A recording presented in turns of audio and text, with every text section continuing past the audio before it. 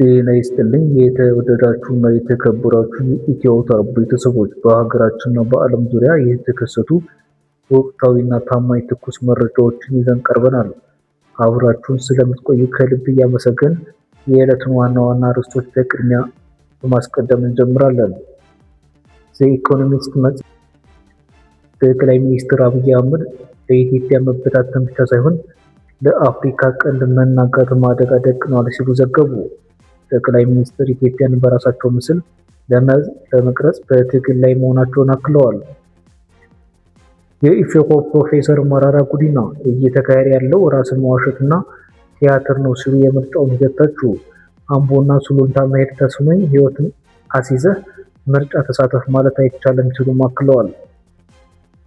የብልጽግና ድርድር መንግስት ከዓለም አቀፍ የቦንድ አበዳሪዎች ጋር ያደረገው አዲስ የዕዳ ሽግሽግ መንግስት ከዓለም አቀፍ የቦንድ አበዳሪዎች ጋር ያደረገው አዲስ የዕዳ ሽግሽግ ድርድር ያለ ስምምነት ተጠናቀቀ።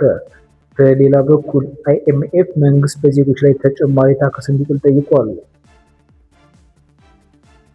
የአዲስ አበባ አፈሳና የስደተኞች መያዝ በአዲስ አበባ ከተማ አፈሳዎች እንደገና መስፋፋታቸው ተሰማ።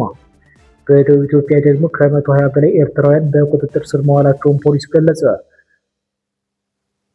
ወደ ሀገሮች መረጃ ስናልፍ የመካከለኛው ምስራቅ ውጥረት የእስራኤሉና ጠቅላይ ሚኒስትር ቤንያሚን ኔታንያሁ የሀገር ጦር ጋዛን 70% እንዲቆጣጠር ትዕዛዝ ሰጡ።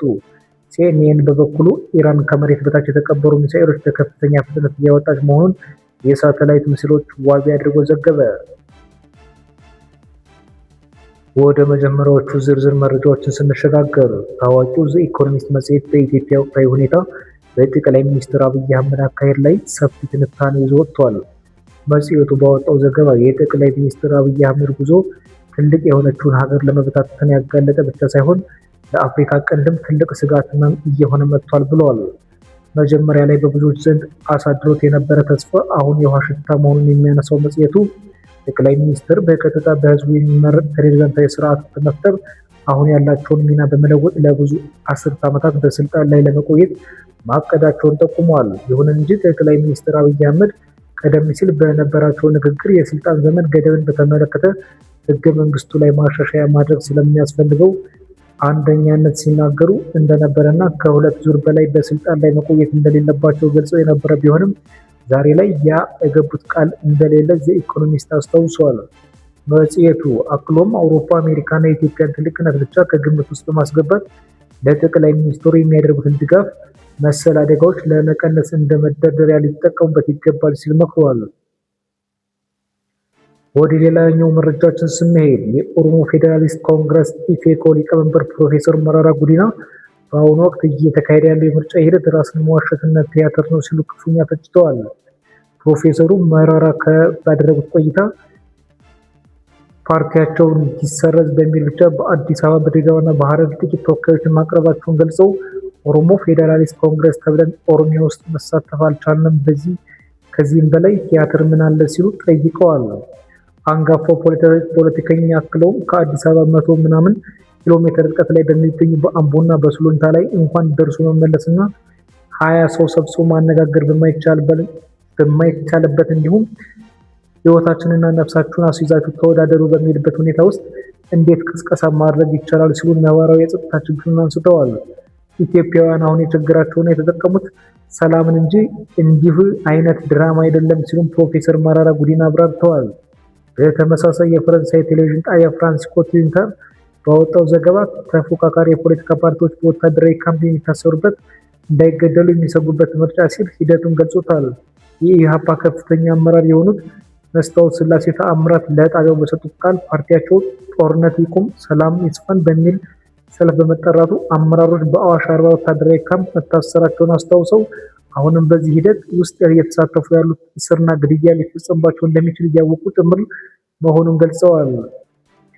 ወደ ኢኮኖሚ መረጃችን ስንሻገር የብልጽግና መንግስት ከዓለም አቀፍ የቦንድ አበዳሪዎች ጋር ያደረገው አዲስ የዕዳ ሽግሽግ ድርድር ላይ ስምምነት መበተኑ ታውቋል።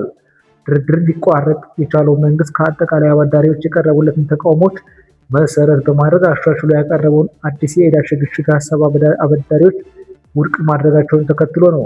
ምንም እንኳን የገንዘብ ሚኒስትሩ አሁን ድርድሩ ላይ ያለ ስምምነት መጠናቀቁን ይፋ ቢያደርግም ጠቅላይ ሚኒስትር አብይ አህመድ ከ3 ወራት በፊት በፓርላማ ተገኝተው የአውሮፓ ወንድሞችን የእኛን ፕሮፖዛል ተቀብለውታል፣ ተስማምተናል ብለው መናገራቸው ይታወሳል። በሌላ በኩል ዓለም አቀፍ የገንዘብ ድርጅት IMF ልዑካን ቡድን በኢትዮጵያ የኢኮኖሚ ማሻሻያ ፕሮግራም ያደረጉትን 5ኛ ግምገማ በአዲስ አበባ አጠናቀዋል። ድርጅቱ የኢትዮጵያ መንግስት የብር የውጭ ምንዛሬ ተመን ሙሉ በሙሉ ለገበያ ፍላጎትና አቅርቦት እንዲተወው ወይም የመንግስትን ቀጥተኛ ድጎማዎች በሂደት እንዲያስወግድ እና የሀገር ውስጥ የታክስ ስብሰባን በከፍተኛ ሁኔታ እንዲያሳድግ መጠየቁ ተሰምቷል። ይህ መመሪያ ዜጎች መጥቶ በነጋ ቁጥር በኑሮ ውድነት፣ በሸቀጣሸቀጦች ዋጋ መናር እየተጎሳቀሉ ባሉበት ወቅት ተጨማሪ የታክስና የወጪ ጫናዎችን ይዞ የሚመጣ መሆኑን ታዝቧል።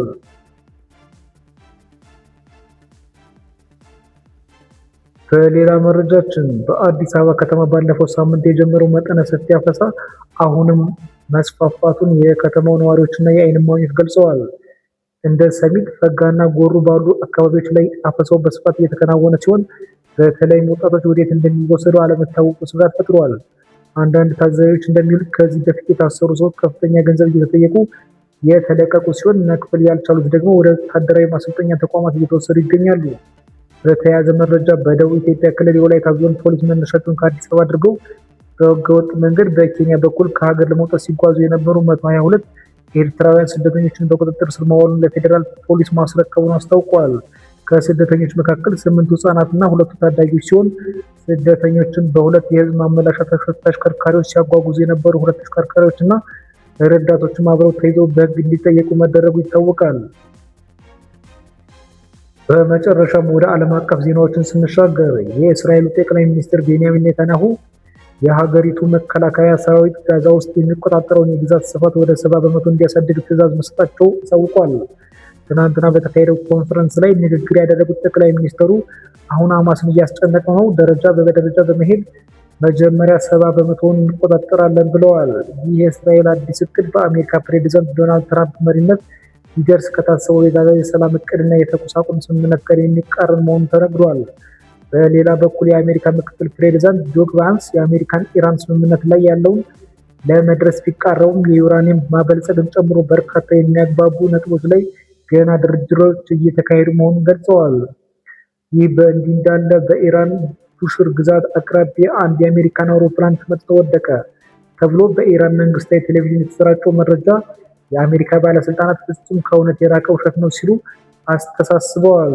ሆኖም ሲኤንኤን አዳዲስ የሳተላይት ምስሎችን ዋቢ አድርጎ ባወጣው መረጃ ኢራን ቀላል የሆኑ የኢንጂነሪንግ መገልገያዎችን፣ ቡልዶዘሮችን፣ ገልባጭ መኪናዎችን በመጠቀም በአሜሪካና እስራኤል ጥቃት የተዘግተው የነበሩ የመሬት በታች መተላለፊያዎችን በመክፈት የተቀበሩ ሚሳኤሎችን በከፍተኛ ፍጥነት ከመሬት በታች ካሉ ማከማቻዎች እያወጣች መሆኗን ዘግቧል። ይህ ሁኔታ ፕሬዝዳንት ዶናልድ ትራምፕ የኢራን የጦር መሳሪያዎችን ክምችትና አውድሟል ብለው የተናገሩት ንግግር ጥያቄ ውስጥ ጥሎታል ተብሏል። የተወደዳችሁ የኢትዮ አውታር ቤተሰቦች ለአሁኑ ያሰባሰብናቸው መረጃዎች እነዚህን ይመስሉ ነበር። አብራችሁን ስለቆያችሁ ከልብ እናመሰግናለን። ቻናላችንን ሰብስክራይብ በማድረግ የደወል ምልክቷን በመጫን ሁልጊዜም ታማኝና ትኩስ መረጃዎችን ቀዳሚ ሆነው ያገኙ። ቸር ያሰማን። ሰላም ቆዩ።